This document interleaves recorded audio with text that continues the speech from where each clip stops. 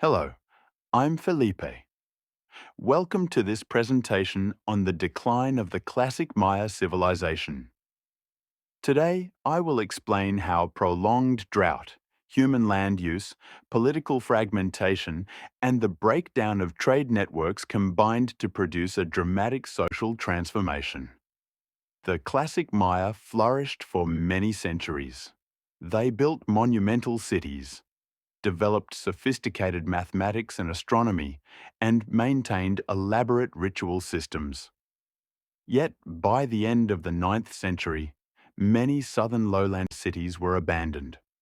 Modern research points to a complex combination of natural and human causes. First, the environmental evidence.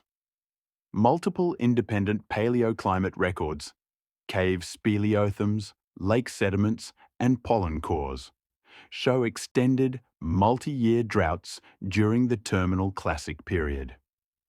Those hydrological failures reduced rainfall across the southern lowlands, drained reservoirs, and stressed rain-fed agriculture. Maize yields dropped and food insecurity rose. Second, human actions amplified these stresses. As populations grew, people cut forests for fields, fuel, and construction. Deforestation and intensive cultivation on thin-cast soils led to erosion, nutrient loss, and declining fertility. In many places, the landscape could not easily recover from repeat dry years. Where land had been heavily altered, droughts produced much larger harvest failures. Third, the political order began to fray. Archaeological and epigraphic evidence documents interrupted monument building, gaps in ritual practice, and hastily built fortifications. Rival city-states fought more frequently as resources dwindled. Elites who had once secured loyalty by performing sacred duties and managing tribute lost credibility as they failed to provide food and stability. As legitimacy eroded, social cohesion weakened. Fourth, economic networks broke down.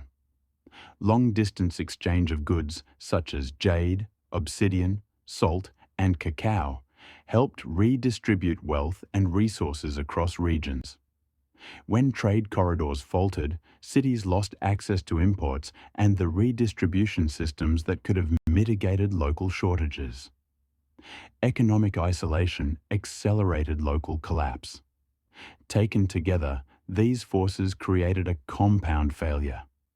Drought was the proximate trigger, but human choices made collapse likely.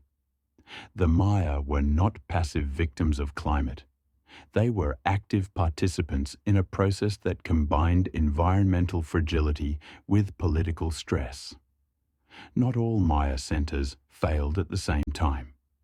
Some northern and highland sites adapted through improved water management, terracing, or different economic strategies and persisted longer.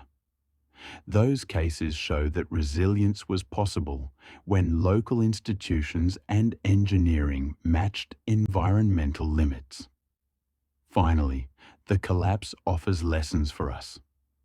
Societies that achieve technological and political complexity still require prudence and stewardship. When leaders ignore ecological limits and when the social order cannot coordinate responses to crisis, even great civilizations become vulnerable.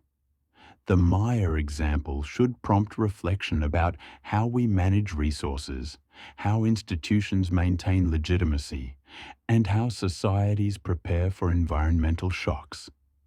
Thank you for listening. I am Felipe, and I welcome your questions.